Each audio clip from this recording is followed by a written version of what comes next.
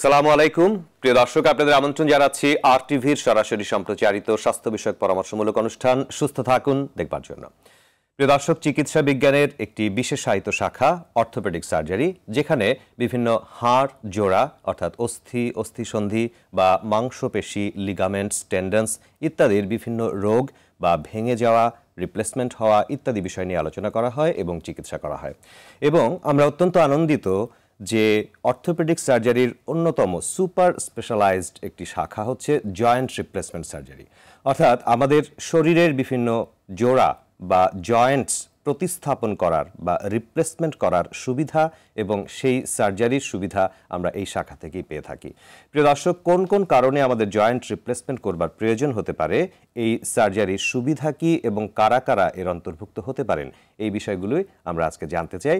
আমাদের আজকের আলোচনার বিষয় জয়েন্ট রিপ্লেসমেন্ট সার্জারি বা জোড়া প্রতিস্থাপন সার্জারি। প্রিয় দর্শক, আপনারাও চাইলে আমাদের সাথে অংশগ্রহণ করতে পারবেন। আমাদেরকে আপনারা টেলিফোন করুন স্ক্রিনে দেখানো নম্বরে, এবং এই অনুষ্ঠানটি যদি পরবর্তীতে আপনারা দেখতে বা শুনতে চান সেক্ষেত্রে সার্চ করতে পারেন ইউটিউবে youtube.com/RTV লাইফস্টাইল এই ঠিকানায়। দর্শক, আজকের এই গুরুত্বপূর্ণ আলোচনায় আমাদের সাথে যুক্ত হয়েছেন অর্থোপেডিক্স, ট্রমা ও জয়েন্ট রিপ্লেসমেন্ট সার্জন অধ্যাপক ডাক্তার AK-M খালেকুজ্জামান দীপু। আপনাকে স্বাগত জানাচ্ছি। ধন্যবাদ আপনাকে। জি, আমরা যে বিষয়টি আজকে জানতে চাই সরাসরি সেটি আপনাকে বলছি যে জয়েন্ট রিপ্লেসমেন্ট সার্জারি বলতে আমরা কি বুঝি, বা জোড়া প্রতিস্থাপন বিষয়টি আসলে কি, এটি যদি একটু সহজ করে বলতেন। আচ্ছা, জয়েন্ট রিপ্লেসমেন্ট সার্জারি বলতে যেটা বোঝানো যায় আমাদের শরীরে যেই বড় বড় মূলত যে জয়েন্টসগুলো আছে, প্রত্যেকটা জয়েন্ট কিন্তু দুটো বা মানে কমপক্ষে দুটো অথবা তিনটে হাড়ের একটা সম্মিলন বা সংযোগ, তাই না? তো এই সংযোগের স্থলে কার্টিলেজ বলে একটা জিনিস থাকে, যেটাকে আমরা বাংলায় বলি তরুণাস্থি, অর্থাৎ এক নরম ধরনের এক ধরনের হাড়। তো সেই হাড়গুলো দুইটা হাড়ের, যেই দুটো হাড় একটা জয়েন্ট তৈরি করে, সেই দুটো হাড়েরই এন্ডে দুটো এই ধরনের কার্টিলেজ বা তরুণাস্থি থাকে।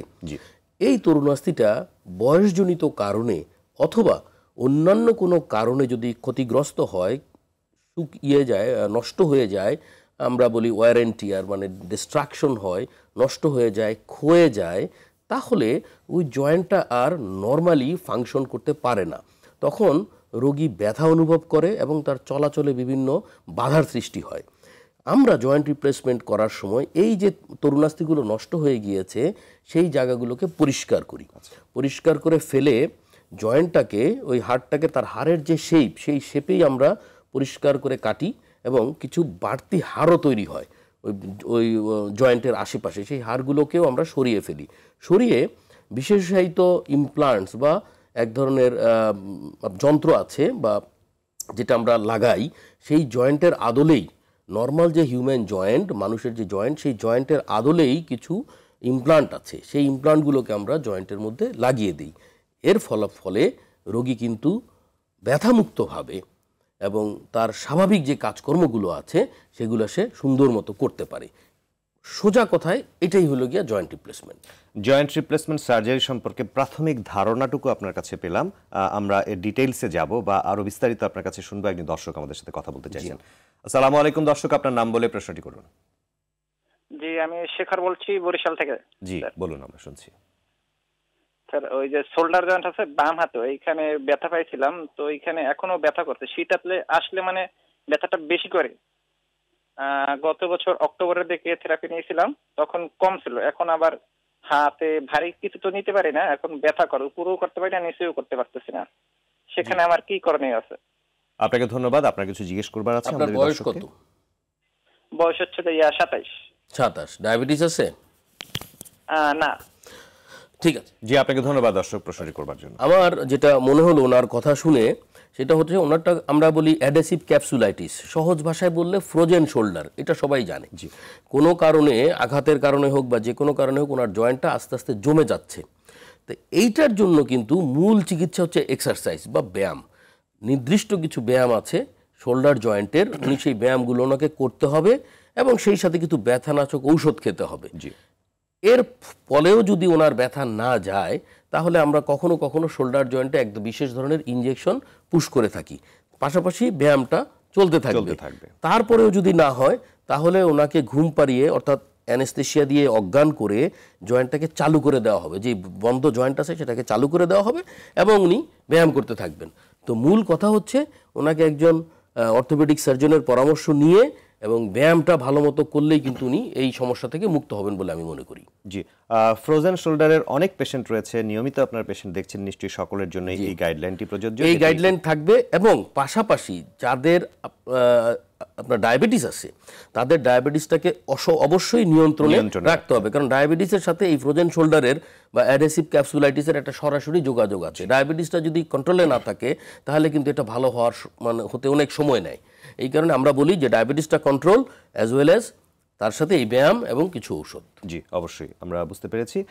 আমরা যেটিতে ছিলাম, যে প্রসঙ্গে ছিলাম, জয়েন্ট রিপ্লেসমেন্ট সার্জারি, আপনি বলেছিলেন যে কি কি ক্ষেত্রে সাধারণত এই সার্জারিটি করা হয়। আমাদের শরীরে তো অনেক জয়েন্টস আছে, ছোট বড় মিলে অনেকগুলো জয়েন্টস আছে। কোন কোন জয়েন্টের ক্ষেত্রে এটি প্রযোজ্য এবং কাদের ক্ষেত্রে, বিশেষ করে বয়সের কোনো বিষয় আছে কিনা, বা মেল ফিমেলের কোনো বিষয় আছে কিনা, বা অন্যান্য রোগের সহাবস্থানের সাথে এর কোনো সম্পর্ক রয়েছে কিনা, সেই বিষয়গুলো একটু বলুন। আচ্ছা, আমাদের শরীরে জয়েন্টের সংখ্যা 306টা, কিন্তু মূলত দেখা যায় যে আমাদের ওয়েট বিয়ারিং জয়েন্টস যেগুলো, যেমন সবচেয়ে বেশি ক্ষতিগ্রস্ত হয় হাঁটু, নি জয়েন্ট, কারণ এটার মধ্যে এই আমাদের শরীরের ওজনটাই তো এই হাঁটুর উপরে পড়ে। এই কারণে হাঁটুতে একটা ক্ষয়ের সম্ভাবনা সবচাইতে বেশি থাকে এবং নি রিপ্লেসমেন্ট এই কারণে আমাদের কাছে করা হয়। অ্যাজ ওয়েল অ্যাজ হিপের মধ্যেও বিভিন্ন ধরনের সমস্যা হয়, সেটা কিছু হয় অস্টিও আর্থ্রাইটিস বা মানে ডিজেনারেটিভ কিছু রোগের কারণে, বিশেষায়িত কিছু রোগের কারণে হিপ জয়েন্টটা নষ্ট হয়। এর মধ্যে অন্যতম প্রধান হচ্ছে avian, avascular necrosis of femoral head, অর্থাৎ আমাদের যে বড় হাড়টা আছে হিপ জয়েন্টের, যে তৈরি করতে হয় যে বলটা থাকে, সেই বলটাতে রক্ত চলাচল বন্ধ হয়ে বলটা নষ্ট হয়ে যায়। এটা বিভিন্ন কারণে হতে পারে, এটা আঘাতের জন্য হতে পারে, এটা কোনো ঔষধের সাইড ইফেক্টেও হতে পারে। আপনি জানেন আমাদের দেশে মানুষ বিভিন্নভাবে বিভিন্ন কারণে স্টেরয়েড জাতীয় ঔষধ খেয়ে থাকে। তো দীর্ঘদিন স্টেরয়েড জাতীয় ঔষধ যদি কেউ খায় তাহলে কিন্তু তার এই বলটা নষ্ট হয়ে যাওয়ার একটা সম্ভাবনা থাকে। তখন কিন্তু এই বলটাকে ফেলে আমাদের কিন্তু হিপ জয়েন্ট রিপ্লেসমেন্ট করতে হয়। আবার কখনো কখনো দেখা যায় শোল্ডার জয়েন্টেও এটা বয়স্কদের বিশেষ করে, অথবা যদি শোল্ডার জয়েন্ট খুব বাজেভাবে ভাঙে, শোল্ডার জয়েন্টের এখানে যদি খুব বাজে ধরনের ভাঙা হয়, অথবা যদি সেকেন্ড অস্টিও আর্থ্রাইটিস হয়, ডিজেনারেটিভ অর্থে অস্টিও আর্থ্রাইটিস হয় কোনো কারণে, সেই সমস্ত ক্ষেত্রে কিন্তু শোল্ডার জয়েন্টকেও প্রতিস্থাপন করতে হয়ে থাকে। আচ্ছা, তো আবার কখনো কখনো এই জায়গায় একটা ছোট জয়েন্ট আছে, আমরা মানে এলবো জয়েন্ট যেটাকে বলি, এলবো জয়েন্টেও কখনো কখনো সেটা আঘাতের জন্য হোক অথবা অন্য কোনো রোগের কারণে এলবো জয়েন্ট ক্ষতিগ্রস্ত হয়, নষ্ট হয়, এই এলবো জয়েন্টকেও কিন্তু প্রতিস্থাপিত করতে হতে পারে বা হয়ে থাকে। তো মূলত যদি আমি সাম আপ করি, সবচেয়ে বেশি আমাদের জন্য যেই জয়েন্টগুলো প্রতিস্থাপন করতে হয় তার মধ্যে এক নম্বর হচ্ছে হিপ জয়েন্ট, আর একটা হলো নি জয়েন্ট। এই দুটো জয়েন্ট সবচেয়ে বেশি প্রতিস্থাপন করতে হয়, পাশাপাশি এখন শোল্ডার জয়েন্ট এবং এলবো জয়েন্টের এগুলোতে বেশি প্রতিস্থাপনের হয় বেশি, মানে ঘটনা বেশি ঘটে থাকে। আমরা আরেকজন দর্শকের সাথে কথা বলতে চাই। আসসালামু আলাইকুম দর্শক, আপনার নাম বলে প্রশ্নটি করুন। ওয়ালাইকুম আসসালাম, আমার নাম হচ্ছে সুমন হালদার, আমি পিরিজপুর থেকে বলছিলাম। জি বলুন। আমার একটা প্রবলেম ছিল, সেটা হচ্ছে আমার এই যে পায়ের পাতায় পঞ্চম 5 মেটাটার্সেল যে হাড়টা, ওইটা গোড়ালির দিক দিয়ে 1 ইঞ্চি মতো ভেঙে গেছে। তো ওইটা আমার ব্যান্ডেজ করা হয়েছে ফুল। তো 14 দিন পরে আমার যখন আবার এক্সরে করা হয়েছে, তো সেই আগের মতোই, কোনো ইমপ্রুভ হয়নি। এখন এর কারণটা জানতে চাচ্ছিলাম যে কেন ইমপ্রুভ হলো না। জি, আপনি কতদিন আগে এই ফ্র্যাকচারটি ঘটেছিল? কতদিন আগে? 11 তারিখ, এই চলতি মাসের 11 তারিখ, খুব রিসেন্টলি। আপনি আর কিছু? না, আমি বুঝতে পেরেছি। আপনাকে ধন্যবাদ। উনি এক্সরেটা করেছেন 14 দিন পরে। জি, আসলে মেটাটার্সাল বোনস ভাঙলে আমরা 4 থেকে 6 সপ্তাহ প্লাস্টার দিয়ে রাখি, এবং এক্সরে 2 সপ্তাহ পরে এক্সরে করলে আপনি ভাঙার সময় যে এরকম দেখেছিলেন ঠিক সেরকমই পাবেন। এক্সরেতে আপনি কোনো পরিবর্তন পাবেন না। এক্সরেতে আপনি যদি কোনো পরিবর্তন দেখতে চান, সেগুলো কমপক্ষে আপনাকে 3 মাস অপেক্ষা করতে হবে। কারণ হাড়গুলো যখন জোড়া নেয় তখন প্রথমে নরম হাড় আসে, এটাকে আমরা বলি ক্যালাস। নরম হাড় এক্সরেতে দেখা যাবে না বা দেখা যায় না। 2 সপ্তাহ পরে অ্যাজ ইট ইজই লাগবে। আপনাকে নির্দিষ্ট একটা সময় অপেক্ষা করতে হবে। যদি হাড়ের মধ্যে এক্সরেতে আপনি দৃশ্যমান কোনো পরিবর্তন দেখতে চান, 3 মাসের আগে এক্সরে করলে আপনি তেমন কোনো পরিবর্তন আসলে দেখতে পারবেন না। ওনাকে অবশ্যই আমরা বলবো আরো কিছুদিন অপেক্ষা করতে, ওনাকে 6 সপ্তাহ প্লাস্টার রাখতে হবে, তারপরে খুলে নরমাল অ্যাক্টিভিটি করবেন। আর এক্সরেতে যদি দৃশ্যমান পরিবর্তন দেখতে হয় তাহলে সেটা 3 মাস পর। 3 মাস পর। ওনার উত্তরটি নিশ্চয়ই উনি পেয়ে গেছেন। আমরা শুনেছিলাম যে কোন কোন ক্ষেত্রে জয়েন্ট রিপ্লেসমেন্ট সার্জারি করা যায়। যখনই আমরা রিপ্লেসমেন্ট শব্দটা শুনি বা প্রতিস্থাপন শব্দটা শুনি, এবং আপনি প্রথমেই বলছিলেন যে আমরা অন্য কিছু বা আর্টিফিশিয়াল কিছু একটি লাগিয়ে দিয়ে সেটি আমরা রিপ্লেসমেন্ট করে থাকি, এবং যখনই আমরা আর্টিফিশিয়াল কোনো বিষয়ের কথা শুনি তখন কিন্তু সাধারণ মানুষ চিন্তা করেন যে এটিকে আমাদের শরীরের সাথে এটিকে স্যুট করবে কিনা, বা এটি কোনো ক্ষতি করবে কিনা, এটির লংজিভিটি কতদিন হবে, দীর্ঘস্থায়ী হবে কিনা, এই বিষয়গুলোর জন্য আশ্বস্ত করবার জন্য আপনি একজন জয়েন্ট রিপ্লেসমেন্ট সার্জন হিসেবে কিভাবে পরামর্শ দেবেন? আচ্ছা, সেটা হলো কি, আমরা যে জয়েন্টগুলো প্রতিস্থাপিত যেই ম্যাটেরিয়ালটা আমরা ব্যবহার করি এখানে, সেটাকে টাইটানিয়াম অ্যালয়, এবং বর্তমানে আরও ভালো অ্যালয় আসছে, অক্সিনিয়াম আসছে, সিরামিক আসছে, বিভিন্ন ধরনের অ্যালয়, এবং এগুলা অত্যন্ত টিস্যু ফ্রেন্ডলি। তারা কিন্তু নর্মালি রিজেকশনের বা অন্য কোনো ধরনের ভয় থাকে না। অতএব এটা শরীরের সাথে খুব সহজেই মানিয়ে নেয়।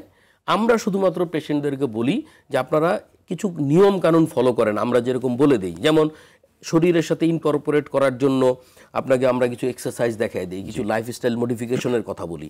এতটুকু যদি কেউ মানে, তাহলে যেই ম্যাটেরিয়ালটা আমরা লাগিয়ে দিচ্ছি সেটার জন্য তার কোনো প্রবলেম আসলে হবে না। আর লংজিভিটির কথা যদি বলি, এক একটা জয়েন্ট মোটামুটি যদি আমি সেটাকে যত্ন করে আমরা ব্যবহার করি 20 থেকে 30 বছর কিন্তু এটা থাকে। অবশ্যই এটি দীর্ঘমেয়াদী বা দীর্ঘস্থায়ী থাকে যদি আপনার সঠিকভাবে ব্যবহার করতে পারেন। এক্স্যাক্টলি। এবং মানে যত দিন যাচ্ছে বিভিন্ন উন্নত মানের অ্যালয় কিন্তু আসতেছে, মানে যেই ম্যাটেরিয়ালটা দিয়ে আমরা এই জয়েন্টসগুলোকে তৈরি করা হয়, অতি উন্নত মানের টিস্যু ফ্রেন্ডলি ম্যাটেরিয়াল আমরা ব্যবহার করছি, এবং অত্যন্ত ভালো। এবং এটা এমআরআই ফ্রেন্ডলি। আপনি জয়েন্ট রিপ্লেসমেন্ট করার পরে যদি কোনো কারণে কারো এমআরআই করার প্রয়োজন হয়, নির্দ্বিধায় করতে পারবে, কোনো অসুবিধা নেই। এটি অবশ্যই একটু গুরুত্বপূর্ণ তথ্য। আরেকজন দর্শকের সাথে কথা বলবো আমরা। আসসালামু আলাইকুম দর্শক, আপনার নাম বলে প্রশ্নটি করতে পারেন। ওয়ালাইকুম আসসালাম, আমি আলমগীর কবির চট্টগ্রাম থেকে বলছি। জি বলুন, শুনছি। আমার 2 পায়ের হাঁটুতে ব্যথা, এখন করণীয় কি, একটু যদি ডাক্তার সাহেবের কাছে প্রশ্ন। আপনার বয়সটা একটু বলবেন? 61। আপনার কি ডায়াবেটিস আছে? না, ডায়াবেটিস পেশেন্ট না। আপনি কোনো ঔষধ নিয়মিত খাচ্ছেন বা চিকিৎসা করাচ্ছেন? না, ওষুধ খাচ্ছি না। আমি এমনি এক্সারসাইজ, মানে আগে ফিজিওথেরাপি নিয়েছি, ওই অনুযায়ী এক্সারসাইজ করছি। আর খাবার দাবার যেগুলো মানে একটু নিয়ম মেনে খেতে বলেছেন, সে ডাক্তার দেখিয়েছি। আপনার ওজনটা একটু বলবেন প্লিজ? ওজন 73 কেজি। আপনাকে ধন্যবাদ দর্শক, বিষয়টি নিয়ে আমরা কথা বলবো। আমরা এই দর্শকের অত্যন্ত চমৎকার একটি প্রশ্ন পেয়েছি, এবং অনেকেই এরকম পেশেন্ট রয়েছেন। আমরা এই প্রশ্নের উত্তরটি দেব ছোট্ট একটি বিরতির পরে। প্রিয় দর্শক, আমরা সুস্থ থাকুন অনুষ্ঠানের এই পর্যায়ে খুব সংক্ষিপ্ত সময়ের একটি বিরতিতে যাচ্ছি। কিছুক্ষণের মধ্যে ফিরে আসবো, আমাদের সঙ্গেই থাকবেন।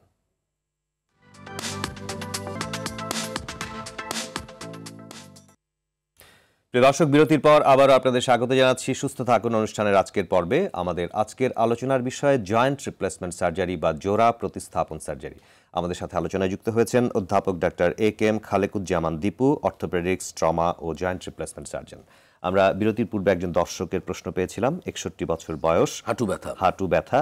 ওনার প্রবলেমটির কথা উনি উল্লেখ করেছেন। উনি বেশ কিছুদিন চিকিৎসা নিচ্ছেন, তারপরেও এই ধরনের ব্যথা যাদের ক্ষেত্রে রয়েছে তাদের ক্ষেত্রে আপনার পরামর্শ কি, এই বিষয়ে একটু বিস্তারিত বলবেন। যে ভাই প্রশ্ন করেছিলেন, উনি সহ এই ধরনের সমস্যায় বহু মানুষ বাংলাদেশে কিন্তু ভুগছেন। জি, তো তাদের উদ্দেশ্যে আমি বলতে চাই, সেটা হচ্ছে যে প্রথমে আসলে আমাদেরকে দেখতে হবে পরীক্ষা করে এবং এক্সরে করে যে ওনার এই যে হাঁটু ব্যথা, সেই হাঁটু ব্যথার কারণটা কি। ওনার যে বয়স, সেই বয়সে সাধারণত আমরা ধরে নেই এটা ডিজেনারেটিভ অস্টিওআর্থ্রাইটিস, অর্থাৎ বয়সজনিত কারণে জয়েন্টের যে ওয়্যার এন্ড টিয়ার হয়, ক্ষয় হয়, কার্টিলেজগুলো যে ক্ষয় হয়, সেটার জন্যই ওনার এই ব্যথা। এখন পরীক্ষা এবং এক্সরে করলে আমরা বুঝতে পারবো যে এই অস্টিওআর্থ্রাইটিসটা কোন গ্রেডে আছে। 0, 1, 2, 3, 4 এই 5টা গ্রেড আছে অস্টিওআর্থ্রাইটিসের। তো 0 এবং 1-এ আমরা বলি ব্যায়াম, ঔষধ, ভালো হয়ে যাবেন ইনশাল্লাহ। 2, 3 এই 2টা জায়গায় আমরা বলি যে আপনি এক্সারসাইজ করেন, ওষুধ খান, এবং কিছু লাইফস্টাইল মডিফিকেশন, যদি ওজন বেশি থাকে সেটা কমায় ফেলেন, এরকম। তাতে করে দেখা যায় যে রোগীটা ভালো থাকে। 3 এবং 4, 3-এও ওষুধ এবং ব্যায়ামে ভালো হতে পারে। যদি 3-এ ভালো না হয় এবং গ্রেড 4 সবচেয়ে লাস্ট স্টেজ, এটা এই ক্ষেত্রে আসলে ঔষধপত্র খেয়ে খুব একটা কাজ হয় না। সেই ক্ষেত্রেই আমাদের দরকার এই জয়েন্ট রিপ্লেসমেন্ট সার্জারি, নি জয়েন্ট রিপ্লেসমেন্ট। তো নি জয়েন্ট যখন আমরা গ্রেড 4-এ যখন চলে আসব তখন আসলে ঔষধপত্র খেয়ে খুব একটা উন্নতি তার হবে না। সেই রোগীদের কিন্তু জয়েন্ট রিপ্লেসমেন্ট করার জন্য মানসিকভাবে প্রস্তুত হয়ে যেতে হবে, এবং জয়েন্ট রিপ্লেসমেন্ট করে নিলে, নি জয়েন্ট রিপ্লেসমেন্ট করে নিলে কিন্তু উনি সম্পূর্ণ আগের মতো ব্যথামুক্তভাবে ভালোভাবে উনি কিন্তু ওনার দৈনন্দিন যে কার্যক্রম আছে সেটা চালাতে পারবেন। অর্থাৎ অস্টিওআর্থ্রাইটিসের যে গ্রেড 0, 1, 2, 3, 4 সেই গ্রেডের উপর নির্ভর করে লাস্ট গ্রেডে যদি কেউ থাকেন তবে তাদের ক্ষেত্রে ইন্ডিকেশন রয়েছে যে সেই জয়েন্টটা তার রিপ্লেসমেন্ট করা যেতে পারে। এই তথ্যটি আপনার কাছে আমরা পেলাম। একজন দর্শক আমাদের সাথে কথা বলতে চাইছেন। হ্যালো, আসসালামু আলাইকুম দর্শক, আপনার নাম বলে প্রশ্নটি করুন। হ্যাঁ, আমার নাম আসলাম, আমি রাজবাড়ী থেকে বলছি। জি বলুন। হ্যাঁ, আমার ডান হাতে জয়েন্টে ব্যথা আছে কয়েক বছর। আমি ইনজেকশন নিছি, ওষুধ খাচ্ছি, তারপরেও আমার ডাক্তার বলছিলেন যে আপনি এটা 1 মাস খান, তারপর আবার 2 মাস দিয়েছে, তারপরে 2 মাস শেষ হয়ে গেছে, কিন্তু আজকে অনেক ব্যথা। ওষুধগুলো খাইছি, হলো নাম বলবো? জি দর্শক, আপনি যদি একটু বলেন কোন জয়েন্টে, কাঁধের জয়েন্ট নাকি কনুয়ের জয়েন্ট নাকি কাঁধের জয়েন্ট? জয়েন্টে। আপনার বয়সটা একটু বলবেন প্লিজ। আমার বয়স 56 বছর। 56 বছর। ডায়াবেটিস আছে? জি জি, ডায়াবেটিস আছে, হার্টের সমস্যা আছে। ডায়াবেটিস কি নিয়ন্ত্রণে আছে? জি জি, নিয়ন্ত্রণ আছে। জি, আপনাকে অনেক ধন্যবাদ। আমরা এই বিষয়ে আলোচনা করছি, আপনার জন্য কি করা যেতে পারে সেই বিষয়ে পরামর্শ। আসলে এই বিষয়ে আলোচনা আমরা একটু আগে আরেকজন দর্শক আমাদের এইভাবে এই সমস্যা নিয়ে ফোন করেছিলেন, একই কথা।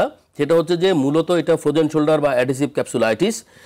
ওনার ডায়াবেটিস নিয়ন্ত্রণে রাখতে হবে এবং ওনাকে ব্যায়াম করতে হবে। ভিগোরাস এক্সারসাইজ যদি কেউ করেন তাহলে এটা থেকে উনি মুক্ত হয়ে যাবেন ইনশাল্লাহ। আমার মূল এমফেসিসই থাকবে যে আপনি নিয়মিত শোল্ডার জয়েন্টের জন্য কিছু স্পেসিফিক ব্যায়াম আছে, আপনি সেই ব্যায়ামগুলো যদি ঠিক মতো করেন আমার ধারণা ওনার এটা উন্নতি হয়ে যাবে ইনশাল্লাহ। আর তারপরেও যদি না হয়, যেটা আমি এর আগেও বলেছিলাম যে ওনাকে অপারেশন থিয়েটারে নিয়ে অ্যানেস্থেশিয়া দিয়ে ঘুম পাড়িয়ে ওনার জয়েন্টটাকে চালু করে দিতে হবে। মানে এটাকে আমরা বলি মোবিলাইজেশন আন্ডার অ্যানেস্থেশিয়া।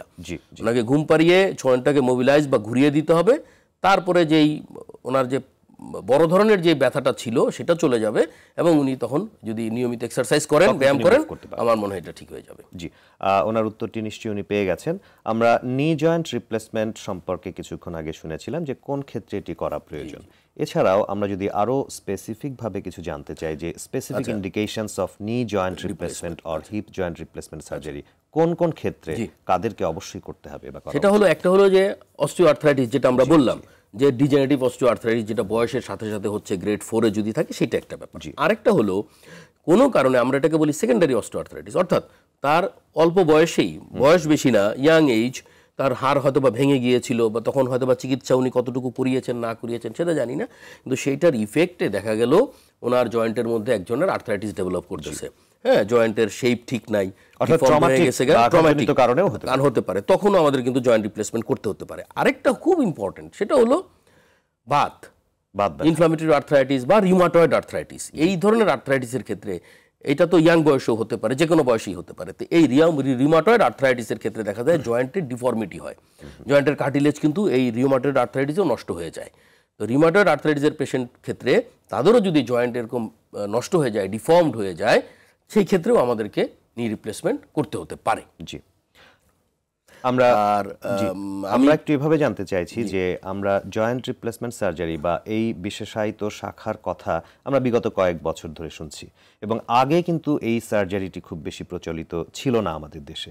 বর্তমানে আমাদের দেশে এই চিকিৎসার অ্যাভেলেবিলিটি বা সহজ প্রাপ্যতা বা মানুষ আসলে এই ধরনের সমস্যায় হলে কোথায় আসলে যাবেন সেই বিষয়ে আমাদেরকে একটু তথ্য দেবেন। একজন দর্শক আমাদের সাথে কথা বলতে চাইছেন, লাইনে আছেন, দর্শকের সাথে কথা বলে আসি। হ্যালো দর্শক, আপনার নাম বলে প্রশ্নটি করুন। আসসালামু আলাইকুম। ওয়ালাইকুম সালাম। দর্শক আমরা শুনছি। আমি রায়হান। জি বলুন। আমি রায়হান বলছিলাম। আমার বয়স 36। আমার হাঁটুতে অ্যাক্সিডেন্ট করে ভেঙে গেছিল সাইডে জয়েন্টে। জি, ওইটা আমি এখন অপারেশন করাইছি। করানোর পর এটা অর্ধেক ভাঁজ হয় আর পুরোপুরি ভাঁজ হয় না। এটা স্যারের কাছে জানতে চাচ্ছিলাম করণীয় কি।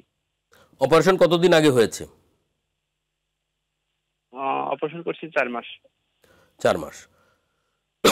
আচ্ছা, আর কিছু জিজ্ঞেস করার আছে? আপনাকে ধন্যবাদ দর্শক। এখন বেসিক্যালি যেটা হয় যে আমরা নি জয়েন্টে যদি কোনো সার্জারি করি, ভেঙে যাওয়ার কারণে যদি আমরা বিভিন্ন প্লেট লাগাই বা স্ক্রু দেই, এই ধরনের কোনো সার্জারি করার পরে অপারেশন করার পরপরই কিন্তু কিছু রিহ্যাবিলিটেশন প্রোটোকল শুরু করতে হয়, অর্থাৎ কিছু ব্যায়ামের মধ্য দিয়ে তাকে যেতে হয়।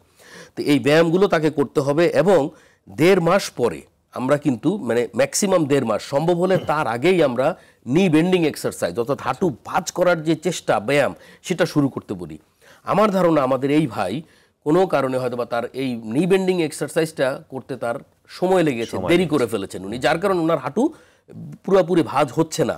আমি বলবো ওনাকে অবশ্যই একজন ভালো ফিজিওথেরাপিস্টের মানে তত্ত্বাবধানে থেকে হাঁটু ভাঁজ করার যে ব্যায়াম সেটা উনি শিখে আসবেন, করবেন এবং নিজে বাড়িতে এটার প্রতি মনোযোগ দিবেন, খুব বেশি করে করবেন। তাহলেই তার উন্নতি হবে। এটা এক্সারসাইজ করেই এটার উন্নতি ওনাকে করতে হবে। এবং এই সমস্যাটির কথাই কিন্তু উনি বলেছেন যে হাঁটু ঠিকমতো বেন্ড হচ্ছে না। এইটাই যে আমরা আমাদের সাথে কিন্তু এই protocol rehabilitation it's very important. হ্যাঁ, জয়েন্ট রিপ্লেসমেন্ট সার্জারির আগে হোক পরে হোক আপনাকে কিন্তু ব্যায়ামের মধ্য দিয়ে যেতে হবে। ডাক্তার সাহেব যখন আপনাকে যতটুকু পা ভাঁজ করতে বলবেন, পারমিট করবেন, সেটা কিন্তু বাড়িতে বসে বসে আপনাকে এই কাজটা করতে হবে, না করলে তো হবে না। জি অবশ্যই, ওনার উত্তরটি নিশ্চয়ই পেয়ে গেছেন। আমরা যেটি জানতে চাইছিলাম যে অ্যাভেলেবিলিটি প্রশ্নটা এসেছিল, আমি তার আগে একটু হিপ জয়েন্টের সম্পর্কে দুটো কথা একটু ইনফরমেশন একটু দিতে চাই। সেটা হলো যে আমরা নি জয়েন্ট নিয়ে আলোচনা করলাম যে কখন কোন পরিস্থিতিতে আমরা অপারেশনে যাব বা কেন, ইন্ডিকেশন। তো হিপ জয়েন্টের ক্ষেত্রেও সবচেয়ে বেশি যেটা আমাদের দেশে কমন আমরা পাই সেটা হলো AVN, avascular necrosis of femoral head. অর্থাৎ বিভিন্ন কারণে, সেটা আঘাতজনিত কারণ হতে পারে, বিভিন্ন ঔষধের সাইড ইফেক্টেও হতে পারে, স্টেরয়েড জাতীয় ওষুধের সাইড ইফেক্টেও এই বলটা নষ্ট হয়ে যায়। বলটা নষ্ট হয়ে গেলে তখন কিন্তু আমাদেরকে নি joint replacement, hip joint replacement করতে হয়। এছাড়া বয়সজনিত কারণে যে ডিজেনারেটিভ অস্টিওআর্থ্রাইটিস সেটা হিপ জয়েন্টেও হতে পারে। তেমনিভাবে হিপ জয়েন্টে কিন্তু রিমাটয়েড আর্থ্রাইটিস হয়েও হিপ জয়েন্ট নষ্ট হতে পারে। পাশাপাশি টিউবারকুলোসিস বা কোনো ইনফেকশন যদি হয়, সেই ইনফেকশনের জন্যও কিন্তু জয়েন্ট নষ্ট হতে পারে। সেই ক্ষেত্রেও কিন্তু আমাকে জয়েন্ট রিপ্লেসমেন্টে, হিপ জয়েন্ট রিপ্লেসমেন্ট বা নি জয়েন্ট রিপ্লেসমেন্টে যেতে হবে। এবার আপনার মূল যে প্রশ্নটা ছিল অ্যাভেলেবিলিটির কথা, আসলে এই জয়েন্ট রিপ্লেসমেন্ট সার্জারিকে বলা হয়েছে অপারেশন অফ সেঞ্চুরি, অর্থাৎ গত 1 শতাব্দীতে যত অপারেশন, নতুন নতুন অপারেশন তৈরি হয়েছে তার মধ্যে ইট ইজ দ্য বেস্ট। কারণ এই একটা অপারেশনের মাধ্যমে একটা শুয়ে থাকা পেশেন্ট, একটা ডিসেবল পেশেন্ট যে কিনা চলাফেরা করতে পারতো না, সে কিন্তু স্বাভাবিকভাবে চলাফেরা করতে সক্ষম হন। অতএব, এবং আমাদের দেশে এটা আমরা অনেক দিন আগে থেকেই শুরু করেছি। বিভিন্ন কারণে কিছু বিভিন্ন ধরনের কিছু নেগেটিভ কিছু প্রচারণা হোক বা যে কোনো কারণেই হোক না কেন আমাদের কিছুটা সমস্যা হয়েছে, বাট গত 10 বছর থেকে মোটামুটি কিন্তু আমরা সক্ষমভাবে সাফল্যের সাথে কিন্তু আমরা জয়েন্ট রিপ্লেসমেন্ট সার্জারি নিয়মিতভাবে করে আসতেছি। এবং আমি আমার বাংলাদেশের সমস্ত রোগীদেরকে আপনার মাধ্যমে, আপনাদের এই অনুষ্ঠানের মাধ্যমে, RTV-র এই অনুষ্ঠানের মাধ্যমে বলতে চাই যে জয়েন্ট রিপ্লেসমেন্ট বা কোনো জয়েন্টের কোনো সমস্যা হলে আপনি একজন স্পেসিফিক খুঁজে বের করে নেবেন একজন জয়েন্ট রিপ্লেসমেন্ট সার্জনকে, তার পরামর্শ নেবেন এবং তার সঠিক পরামর্শ মতে আপনি চিকিৎসাটা গ্রহণ করেন। তাহলে আমার মনে হয় যে আপনি উপকার পাবেন, আপনি ভালো থাকবেন। জি অবশ্যই, আপনি অত্যন্ত চমৎকারভাবে বলেছেন যে যদি এই ধরনের সার্জারির কারো প্রয়োজন হয় এবং সঠিকভাবে যদি সেই সার্জারিটি করা হয়, তাহলে তিনি যদি ডিসেবলড থাকেন, তিনি যদি খুব অসুবিধায় থাকেন, তার যদি চলাফেরা বা লাইফস্টাইল বিলম্বিত হতে থাকে, তাহলে তিনি অনেক উপকার পাবেন এবং সেটি আমাদের দেশেই খুব সফলভাবে সম্পন্ন হচ্ছে প্রতিনিয়ত। হ্যাঁ, আমি ছোট্ট একটি প্রশ্ন দিয়ে শেষ করতে চাই আজকের আলোচনা। যারা বিভিন্ন রকম ব্যথার সমস্যায় ভুগছেন এবং ব্যথার ক্ষেত্রে বিভিন্ন রকম অপচিকিৎসার শিকার হচ্ছেন ব্যথানাশক ঔষধ খেয়ে বা অন্যান্য ঔষধ খেয়ে, তাদের ক্ষেত্রে আপনার খুব ছোট্ট পরামর্শ কি রয়েছে? তাদের ক্ষেত্রে আমার পরামর্শ হলো যে আপনি যেই সমস্যাতে থাকবেন সেই সমস্যার জন্য কোন চিকিৎসককে আপনি দেখাবেন সেটাকে আইডেন্টিফাই করাটা হচ্ছে গিয়া খুবই গুরুত্বপূর্ণ ব্যাপার। একজন নি জয়েন্ট রিপ্লেসমেন্ট দেশের বাইরে থেকে করে পরবর্তী কমপ্লিকেশন সমস্যা নিয়ে আমার কাছে এসেছেন, তার পুরনো কাগজপত্র দেখেই আমাকে সে বলতেছেন বাংলাদেশে তাকে কেউ এটা বলে নাই যে এই অপারেশন করা যায় বা করতে হবে। আমি তার কাগজপত্রগুলো খুলে দেখলাম সে কোনো জয়েন্ট রিপ্লেসমেন্ট সার্জনের কাছে জানি নাই।